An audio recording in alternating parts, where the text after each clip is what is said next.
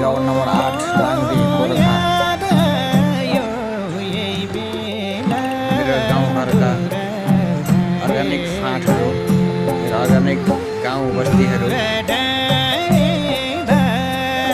मेरा घर, मेरा सिरञ्जोग कम्पनीको वार्ड नम्बर 8 का बस्तीहरू, लाङ्दी गाउँ।